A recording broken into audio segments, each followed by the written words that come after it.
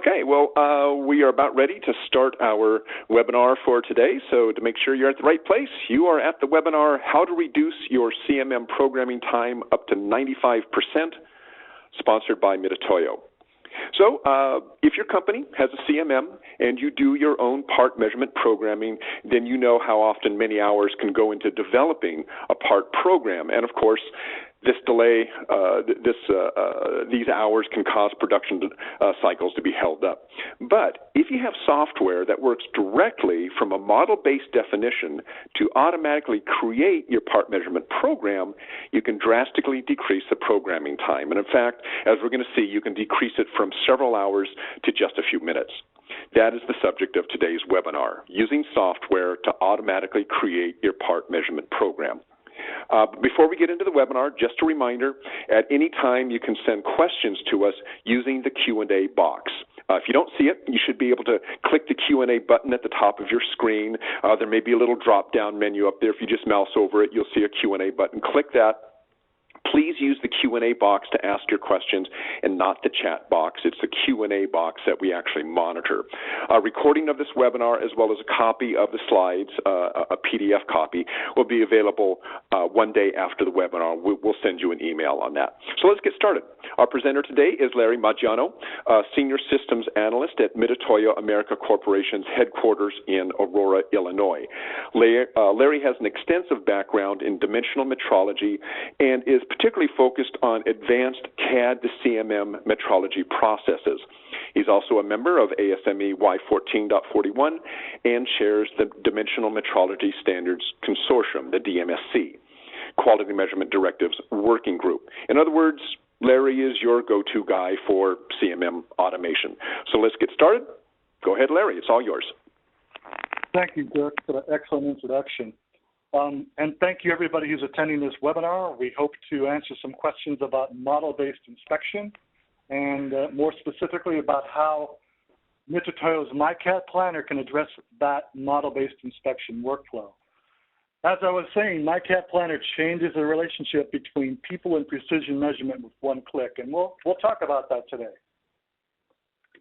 Before we get into the nuts and bolts of model-based inspection, we've got to go through and define some, as the military would say, TLAs or three-letter acronyms. I'll be using these throughout the presentation. The first one is model-based definition. It's also, you heard the term design model or CAD model with PMI, but MBD is the term of choice that we hear most often here in the USA. With MBD, it's model-based manufacturing, and I'm sure that's self-evident in terms of what that is. The next one is model-based inspection. So these three, MBD, MBM, and model-based inspection, are the primary model-based terms that we use for what might be called model-based environment or model-based enterprise. PMI is another term that you'll hear. It's product and manufacturing information. It's also that annotation in GD&T, and we'll talk about that in just a bit as well. So the last of our TLAs is DME, and DME is a term that encompasses all of dimensional measurement equipment. And these terms are going to be used throughout the webinar, and we'll go from there. Let's talk about MBDs first. What are they? So let's define an MBD. MBDs include PMI, which are visible dimensions, tolerances, notes, text, or symbols. I'm sure most, if not all of you, have seen this kind of annotation on a 2D drawing or 3D CAD model before. MBDs are specifically used or created by design engineering, but their use is by manufacturing and inspection. Go ahead. There's a question. Please interrupt me at any time, Dirk, and I'll try to make sure that I answer questions as we go along. There is something called MBD standards that I wanted to bring up as well. The two that are probably the most prominent general standards are ASME Y1441, Digital Product Definition Data Practices, and MIL Standard 31000A, Technical Data Package. So if you want to have more information about what an MBD is and some references and guidelines, I would steer you to these two standards as well as other that are available for MBD.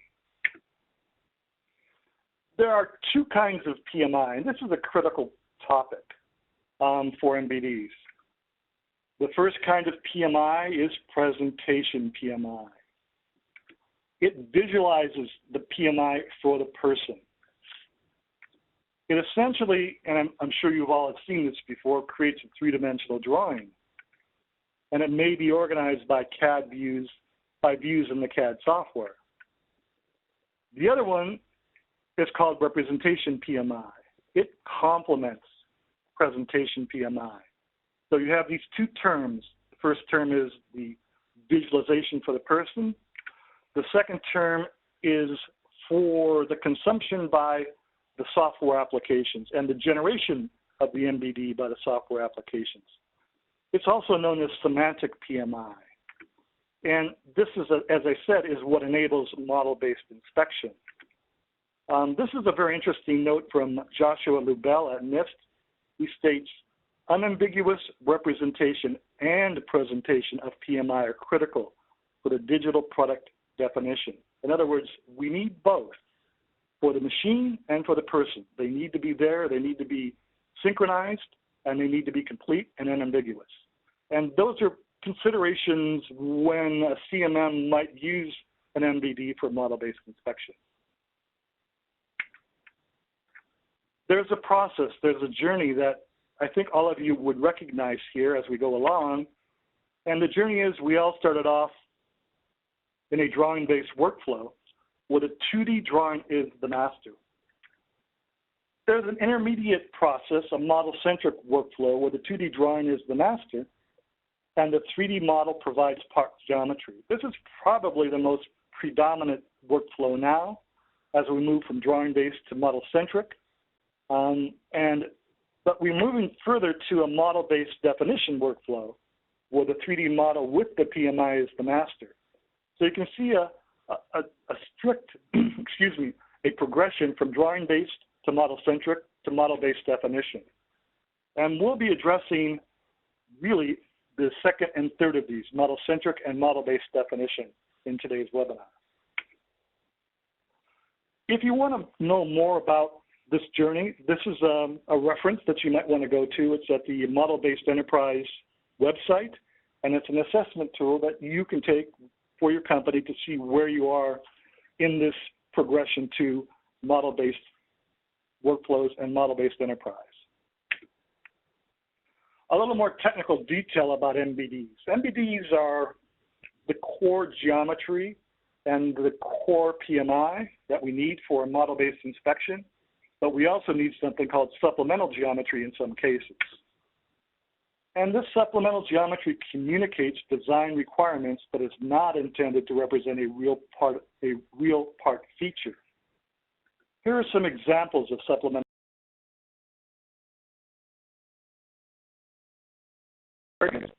and bolt circles.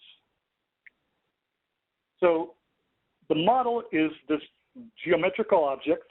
We have this two kinds of PMI, and we have the supplemental geometries that helps us manufacture and inspect the part.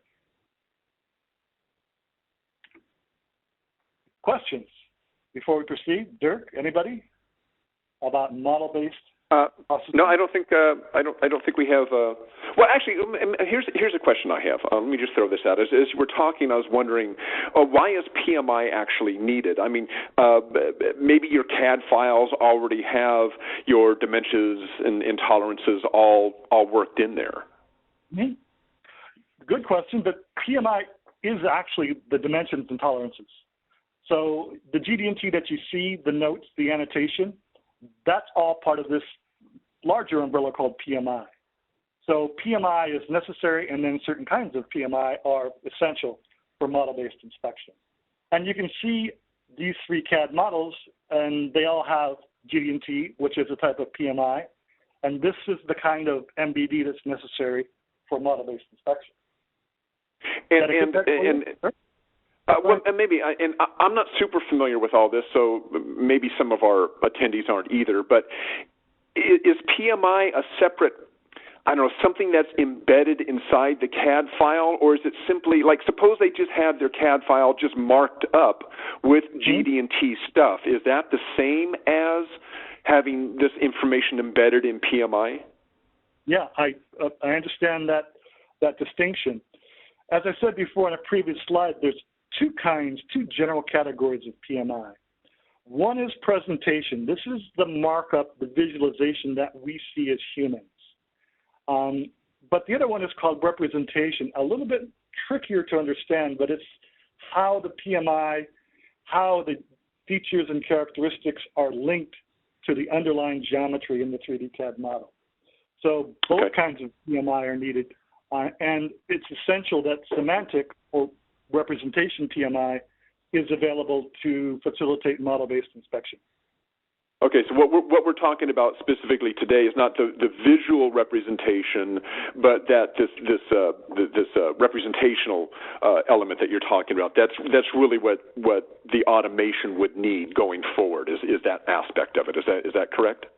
That's correct for the automation, but we want to make sure that the human is always in the loop and supervises and monitors and audits this. And the only way that they can do that is to also have presentation PMI, so that they can confirm that the two kinds of PMI are exact and work together. Okay, perfect. And just a reminder before you go on, Larry, if anybody else has questions, feel free to use the Q&A box to send your questions to us. You can just, if you don't see the Q&A, just bring your mouse to the top of the screen. There should be a pull-down menu, and you can select Q&A from there, or you might see the Q&A box in the lower right corner of your screen. So go ahead, Larry. Great, thank you. So let's go a little more in detail about what's required for model-based inspection.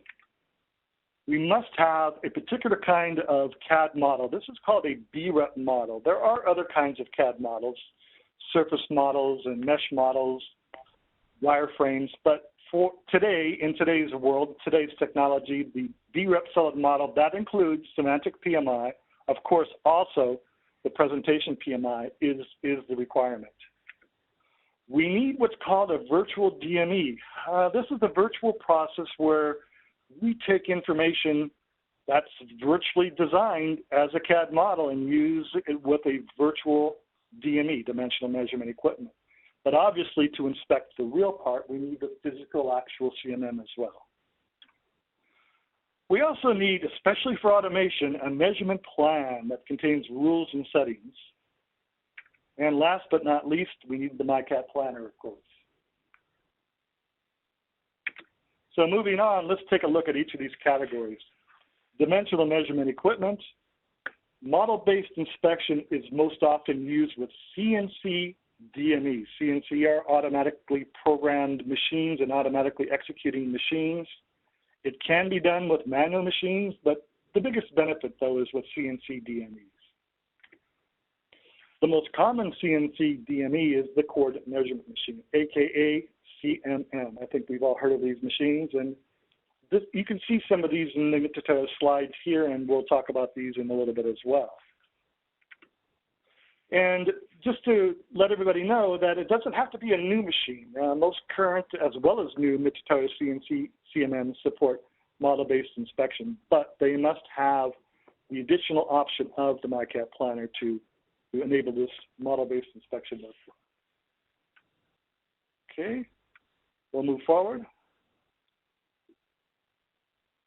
Now we're getting down to some really interesting technology here. These are sensors for model-based inspection. And sensor selection plays an important role when matching rules and settings to features and characteristics of the MBD, or binding, to use that term, the sensor and the feature and the characteristic. The feature is a cylinder, the characteristic may be cylindricity. Now, what particular sensor do I use in a model-based inspection workflow that's most appropriate for that feature and characteristic? We support, for our model-based inspection workflow, these kinds of contact scanning, very common sensors, as well as touch trigger sensors. And I'm sure you've all seen these before on typical CMMs. Now, what kind of CMMs does Mitutoyo offer that support model-based inspection? We have bridge machines. That's probably our all-around workhorse for parts and assemblies. We also support horizontal machines, and we also support shop-hardened gantry machines as well. So you see two examples of vertical axis machines. One is a typical workhorse, and one is actually used for inline or nearline production. What other CMMs do we have available for model-based inspection at Mitutoyo? We have also shop-hardened horizontal arm machines as well. And last but not least, the change racks, modules, and styli all contribute to this virtual DME, virtual CMM environment that enables model-based inspection. Now, that was a pretty quick overview of Mitutoyo's hardware and CMM and DME technology in general. But the key thing is we have a virtual CMM that's used in the model-based inspection planning and program generation phase. And then we have actual CMM that's used in the execution of that program that was generated from the model-based in the initial model-based inspection workflow. Might anybody have any questions about that before we proceed? Yeah, there's a question. Maybe this is, I think, still a spin-off from kind of a question I asked earlier. Is the GD&T we see, and I think I'm reading this right, is that created in a CAD system? And I believe we already said that that was the case. So that's the most common case, that the model-based definitions and the GD&T are created in CAD. But, and we'll see that a little bit later in the webinar, there may be no GD&T on the CAD model. And we do have a way to actually measure the part without GD&T, as well as add GD&T to the part as well, because that situation exists very commonly as well, Dirk. So yes, both, okay.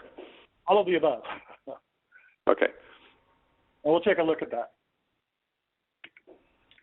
So now what is the MyCat Planner? I mentioned the MyCat Planner is an important part of model-based inspection. It's a measurement program software from Mitutoyo that enables one-click automated generation of CNC CMM programs. And, you know, it's the last piece of the puzzle that really makes model-based inspection practical and worthwhile. Mitutoyo's been in a feature-based CAD world for quite some time, but moving forward into model-based really takes it into the 21st century. There are some upstream activities that need to be considered, as we talked about earlier, to support the MyCat Planner's model-based inspection solution. Where do these models come from? They may not come from a CAD system. They may come from a CAM system. They may come from some other software application. But who's doing the 3D model and how are they doing the 3D model annotation is something that needs to be considered. Now, that's overall beyond the scope of this webinar today, but it's something as the downstream users, as we call ourselves, of model-based inspection, we need to know where these models come from and who did the annotation, just to make sure that we understand and the software understands what it needs to do. There are procedures, then again, which are beyond the scope of this webinar in terms of how these models are handled. Also, how are these models validated? That's an interesting and very important question as well. And finally, something that needs to be considered by any corporation or by any user of model-based inspection is what are the rules, what are my best practices? Any CMM programmer who's done this for a while has rules of thumb. There may even be documented procedures. This is what we do when we measure this feature with this characteristic. So the MyCat Planner really is best used in a rules-based environment. If you don't have rules, the rules can be easily generated, as I'll show you later on.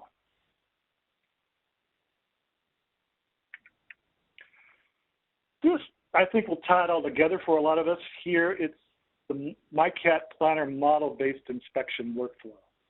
And the thing you see in blue is the MyCat Planner, and it starts off with defaults and intelligence. These are things that are built into the planner, or these are settings that are defined in the planner and basically set up a smart environment for the MyCat Planner to operate with the DME and with the MBD. And we'll detail these in a little bit as well. User parameter settings. I want to do this, and I want this to stay in this state in the planner until I tell you otherwise. All software has parameter settings, and the planner uses these settings and retains these settings, so it customizes and adapts to how and what you want to do in terms of program generation. Another key issue, another key that, and we'll see this in its power in a little bit, is user-defined rules. We provide, if you will, a starter kit. It's just a default, but the rules themselves really enable this automated and optimal generation of CNC CMM part programs. Now with that, and we talked about this, is the MBD. This is the typical MBD, as you can see, and it has, and I can assure you that this is both correct for presentation and representation, in that both are contained in the MBD. As we talked about, Dirk, we need both, and they need to be the same. We don't want to have presentation and representation different. We need to, of course, add to the mix a configured virtual CMM. In this case, you can see one from Mitutoyo, and in our MCosmos software, we have something called the CMM System Manager, and this is something that can define just about any CNC CMM that we've made or are making today. When these technologies, and I'll call them that, are mixed together, the MyCat Planner automatically generates a measurement plan. It reads the model, it reads the defaults and intelligence, it reads the setting, it reads the user-defined rules, and it reads the DME, the CMM. And it matches intelligently all of these various aspects of model-based inspection workflow under a single structure that allows synchronous and automated generation of a program from an automatically generated measurement plan.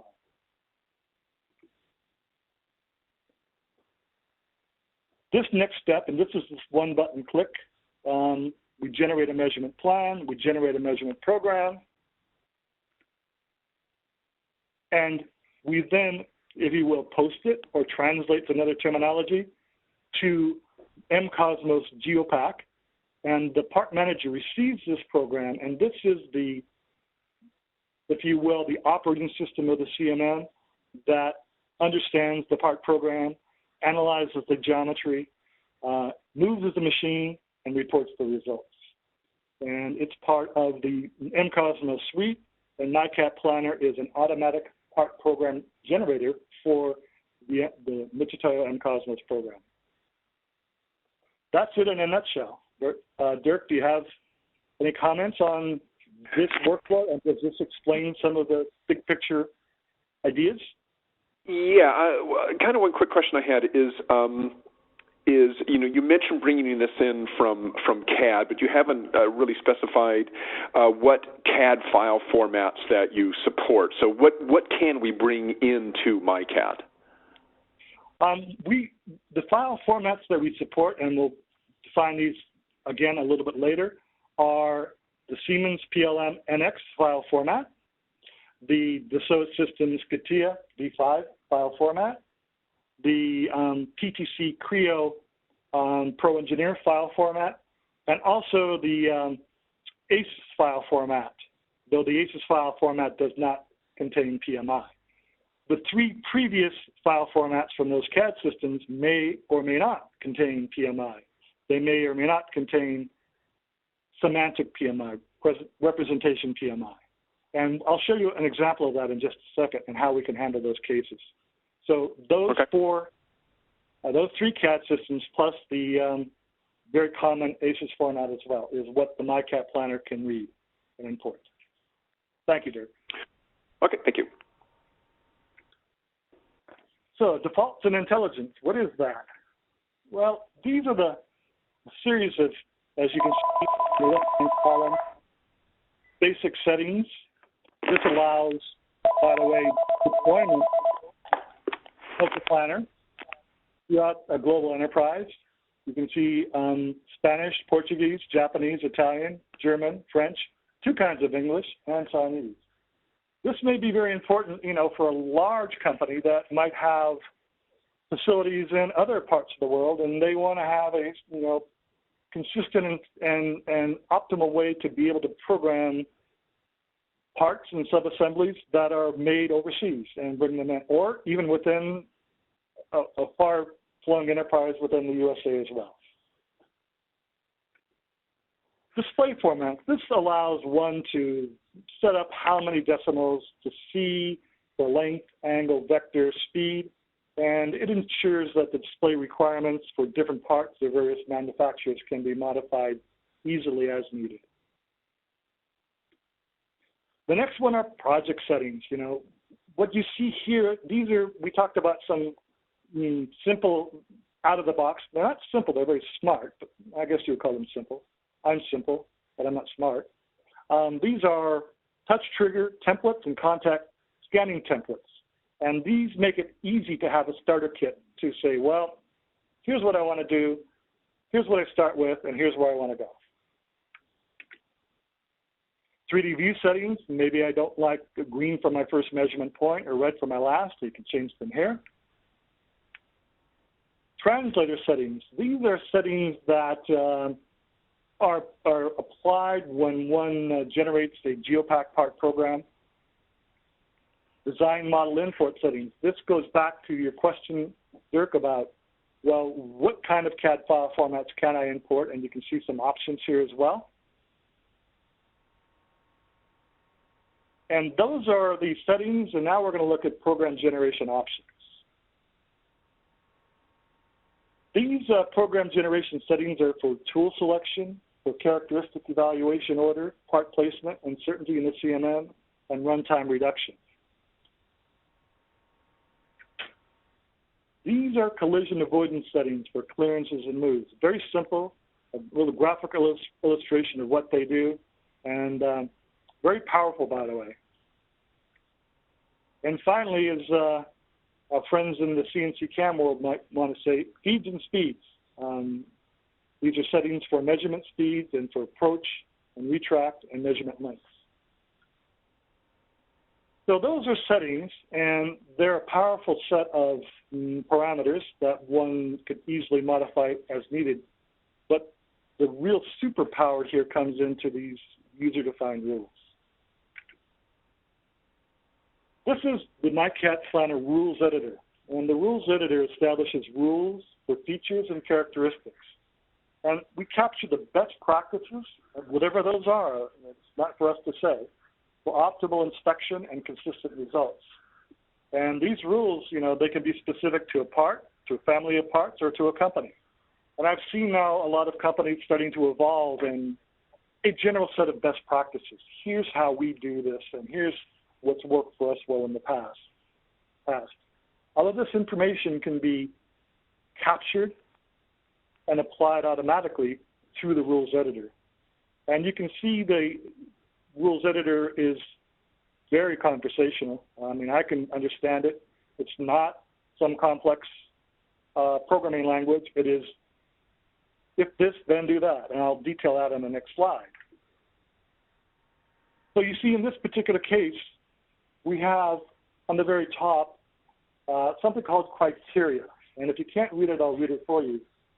Criteria for an inner circle measurement with a radius of less than or equal to 9.999. It's the if-then part of the rule. It's criteria. And the then part of the rule is actions. And by the way, there can be one or more criteria, and there can be one or more actions. And the actions define the parameters to be used for measuring all circles in the design model that meet that criteria. That set of criteria, that set of actions are contained in that one rule that's highlighted. It's the circle measurement in contact scanning mode. So the box on top is criteria. The box on the bottom are the actual specific actions for that rule. Very powerful, and we think very complete. Maybe not 100% complete, but we spent a lot of time providing a rule kit for our customers to be able to define rules, edit rules, delete rules, add rules, and selectively and collectively for any MBD and any DME. Let's look at an example of how to add a rule. little video you can see, and we're highlighting cylinder measurement in scan mode.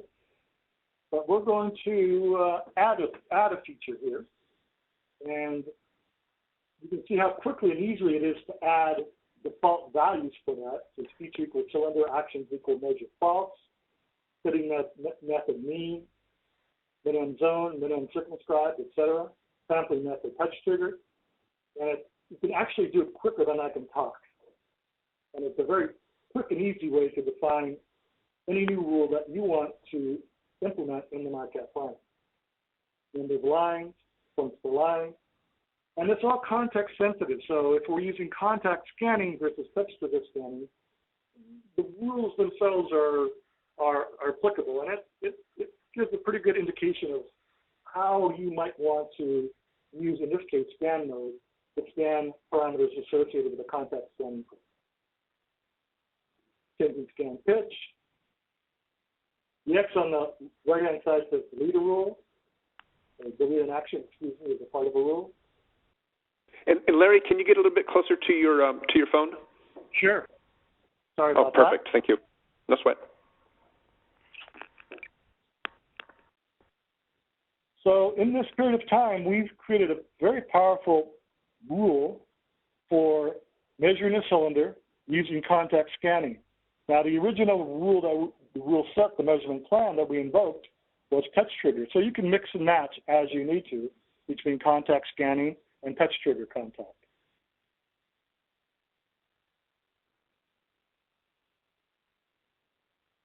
Filter type, none, Gaussian.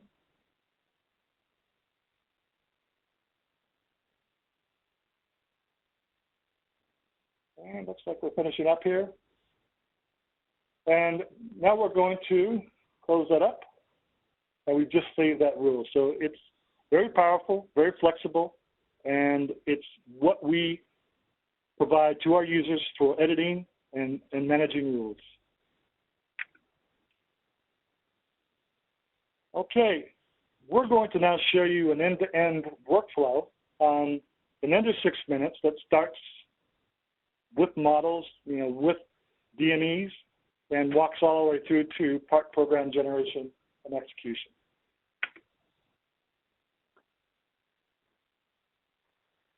We're loading a part. It's an MBD, I say part, but the model represents the part. And you see a three-dimensional model with semantic and PMI, as well as Representation PMI. We just loaded the virtual DME. You can see the DME configuration, all the tools available. And that plan in the plan view, that measurement plan, was generated automatically. Those red dots, those error messages say, well, I don't currently have a tool available for that particular feature. So we're going to look at it in the front view. Let's zoom in. Let's take a look at the model and let's see this. Maybe if we move the model up in the air, can we do that? Yep, we can. And we're going to say here centered in volume. We'll move it up. This will give the DME, the CMM, access to more features of the parts. And it's, as soon as we say, okay, this is where I want to place this, I want to direct your attention back to the plan view. And now you can see it automatically recalculating what I can access with the available tools for that model with those features. And now all of a sudden you've gone from essentially half the features being measurable to all the features being measurable. That's the matching of the DME, the rules, the MBD within the plan. Very powerful process. Let's zoom in.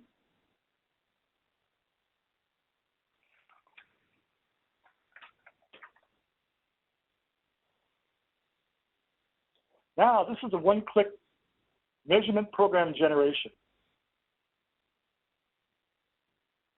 So we're going from a measurement plan on the left-hand side to a fully defined measurement program in the program view on the right-hand side. We can now look at the path. We can display entity points, paths and points, selected points, all points, path. And these are ways to visualize the three-dimensional aspect of the generated measurement program. And we'll take a look at these now. So by clicking over here on Start, you see the CMM moves to that position. Now we're going to do a simulation and animation. We'll crank it up, hit the speed, and play forward. And as you can also see in that where the cursor is, it's also doing a time estimation as well.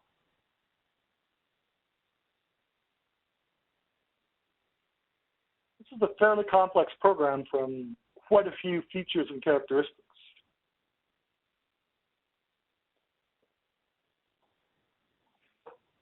You can see on the left-hand side, it's synchronous in the plan view and the 3D view and the program view. That's one of the key advantages of the MyCat Planner is its simplicity and its always synchronized operation. So if you change something in the plan view or the 3D view or the program view, it updates the other views as well. And when you animate or simulate, then you can see all three views, providing a synchronous view of what the virtual CMM is doing.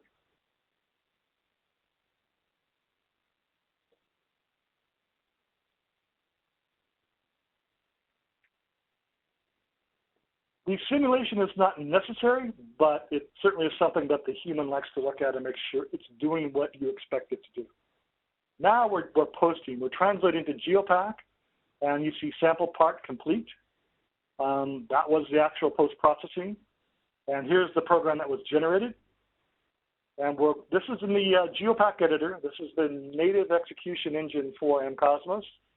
And you can see what was generated from that plan through the measurement process to the program generation option.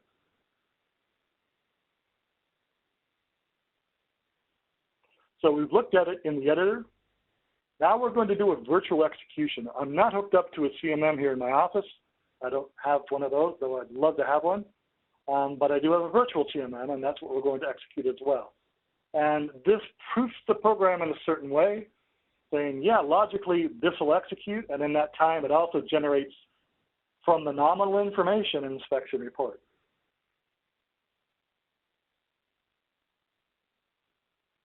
We're looking at it in the 3D view, and that's the three-dimensional element graphics of elements view of the execution of that part program. Now that was all under 6 minutes, and it's something that we're very proud of. It's not instantaneous in the sense that it takes zero time, but compared to old methods, we're moving at maybe a 95% reduction between what was done previously and what is being done now, especially if you look at a drawing-based method.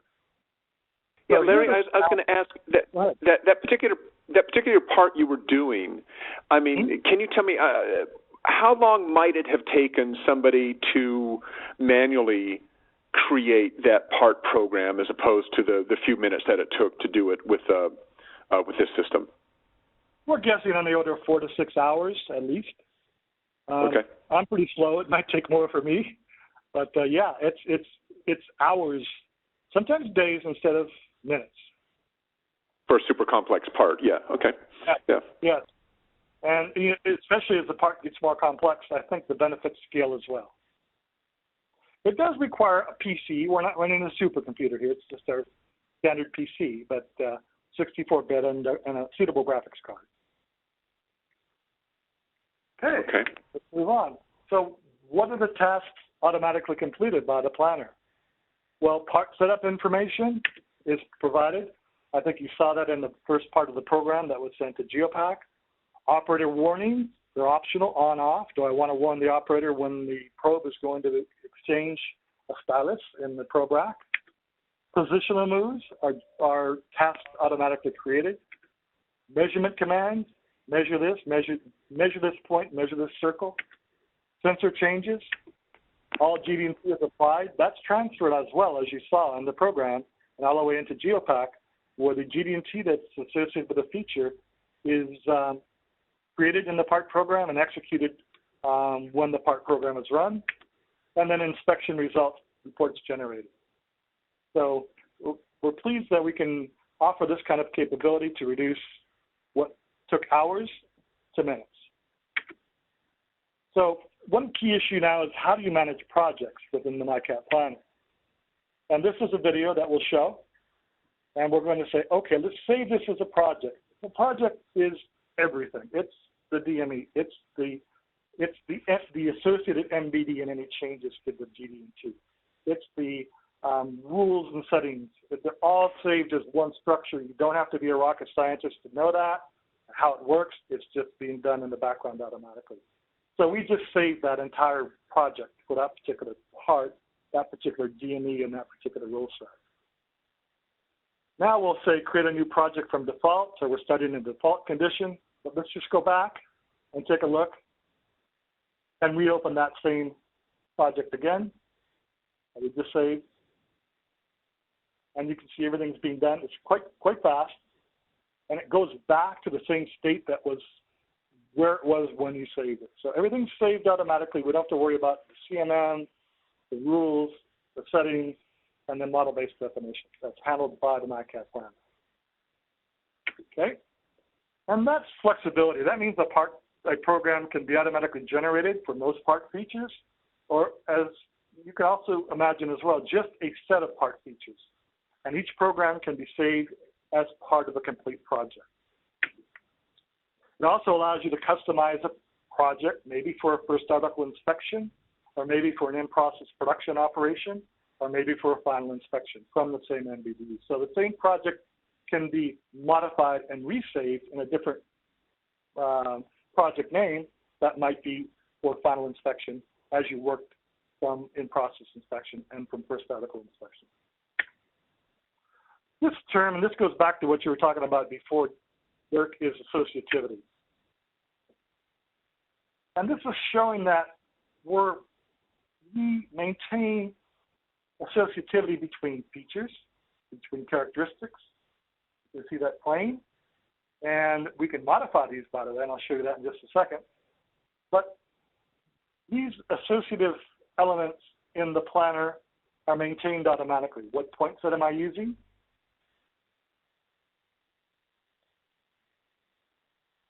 So as I work, I want to look at an individual point. All of this is done. You don't see a lot of complicated GUIs and things like that. It's just there and it just works. You can see when we clicked on flatness here, it highlighted the flatness GD&T callout. So this associativity allows you to locate and view the relationships of the features and characteristics quickly and easily. So you can navigate through this fairly complex process without getting lost. Now, this is something that's very important as well. This is adding GD&T. What if I have a model that's just a geometry only, and what if I have a 2D print? Well, this is an example of how you can use the planner to add GD&T to a model. Selecting a feature and saying, hey, this is the plane. I think it's a plane, and the user is confirming, yeah, that's the plane.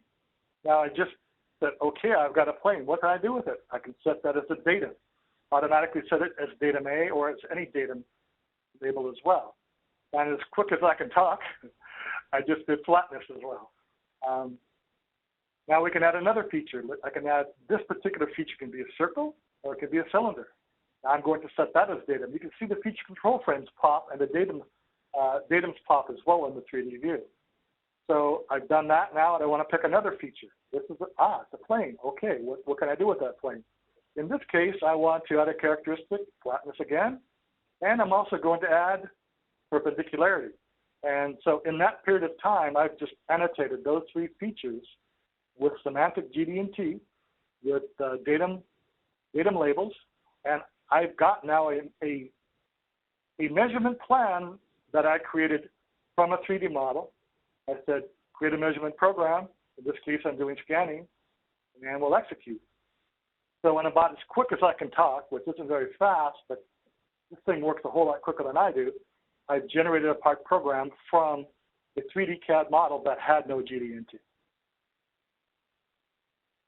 I'm still kind of amazed when I see this myself, and I've been looking at this now for a little bit of time. It's really a game changer.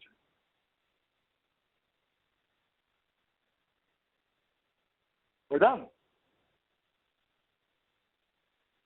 Now, if I wanted to post that and execute and I had that part on the machine and was set up and oriented, I'm good to go. So, you know, the feature here is we have this thing called a GD&T wizard, and it really makes it easy to add PMI to a geometry-only CAD model. All right, let's move forward. What about a prototype? What if I don't have any PMI? What if I just don't care? I just want to measure stuff. Well, we can do that as well. We just, as we showed before, select the features to be measured, but instead of taking that extra step, if you wanted to, if you don't want to, don't add the GD&T, say, hey, I want these features, I've got a measurement plan, and I want you to measure that.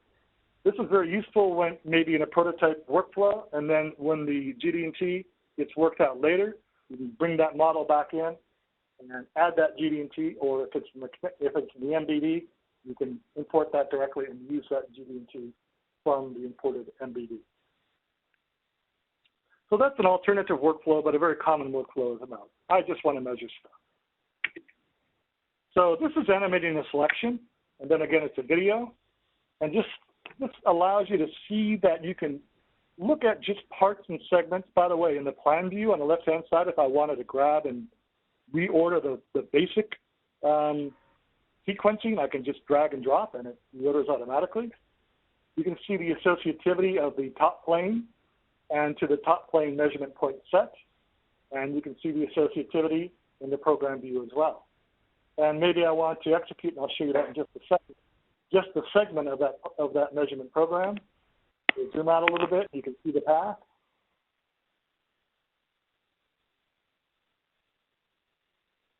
You can see the cycles of change to the change racks.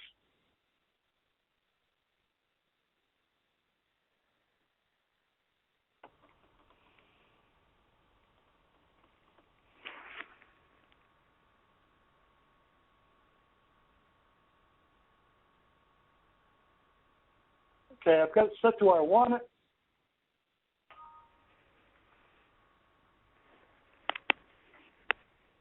And let's do, how'd that do? Well, so you can preview selected part programs, paths for verification, review, and measurement coverage. If you want to animate, you can. If you just want to look at it in static mode, you can do that as well. Let's look at the overall MyCat Planner benefits and summarize what we've seen. It's a streamlining of processes. It really makes the model-based inspection workflow zing. It improves productivity. It reduces manufacturing costs. Measurement and inspection are part of manufacturing. Anytime you can reduce cost, that's an important issue for anybody who's involved in manufacturing. It enhances traceability because you've got these associativities all the way back to the rules. You've got the associativity back to the particular DME that was used. You've also got the associativity back to the model-based definition. And we think up to a 95% savings in time compared with drawing-based methods. And this is the key thing. When you move to a fully model-based environment, you will only have to supply a single CAD model to inspect the part. And that's important, and that really simplifies the relationship with suppliers as well. Some additional MyCat Planner benefits. Features and characteristics are directly transferred into the inspection software, reducing the risk of misinterpretation. This is a big one. We all try to be as good as we can, but sometimes we hit the wrong button on the computer when we key that stuff in from the print. CMM configurations can be changed at any point. We didn't show this, but it's very simple to say, oh, I've got this CMM, but it's not available. Can I use that CMM? And you simply say, okay, select it from the pull down, and you're good to go. Enhanced workflow automation, which is very, very important. Time is money these days, and the MyCat Planner really puts that money back into your pocket. And then, most importantly, maybe is part measurement consistency, because you've got these captured rules that you can apply and reapply in a consistent manner. With that, this is the end of the presentation. I hope there's some questions. Yeah, we got one or two more coming in. But before I get to that question, just a reminder, we do have a few minutes left, so any of you out there who still have questions, send them to us using the Q&A box, and we will try to get to them in the few minutes that we have left.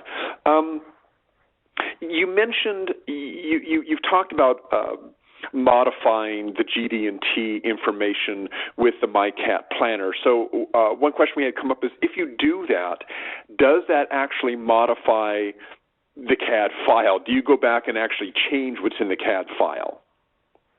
No, we don't, because we understand that, that's the master definition.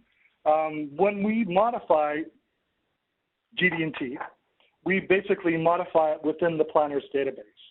So we don't change the original CAD file, and we haven't been requested to change the original CAD file, but we don't do that, but we do keep track of the changes, and those are very selective and traceable changes that are made within the context of the MiCat Planner project. Okay.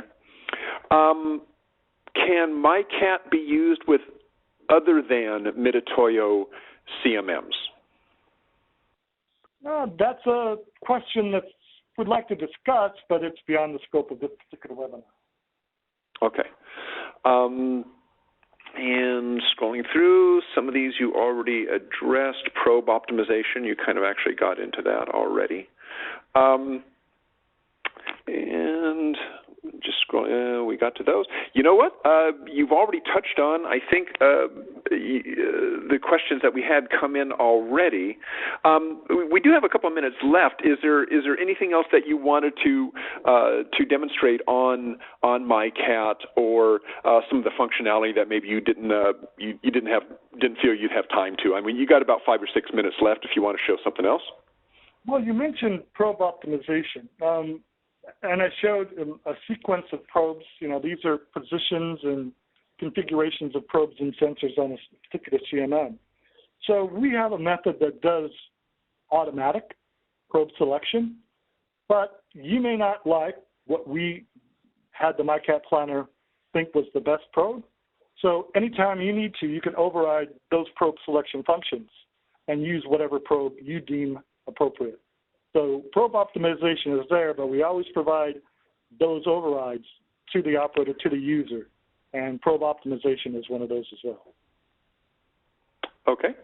Well, Larry, that looks like it. I don't see any more questions coming in, and the timing is just about right. We're just about at the end of our hour here. So thanks a lot, Larry. Really good information, a lot of good technical stuff in there.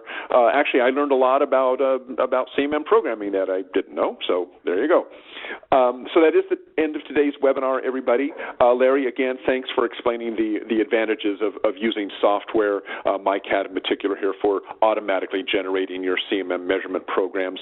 Thanks again, obviously, to all of you who attended. Thank you for joining us. And as I said at the very beginning, there will be an email that will go out tomorrow that will have both a link to a recording of this webinar as well as a PDF of all of Larry's slides. So if you want to go back and review some of the information, you'll have the ability to do that. So from all of us here at Quality Digest and, of course, Mitutoyo, have a great day, and we will see you at the next webinar. So long. Thank you all.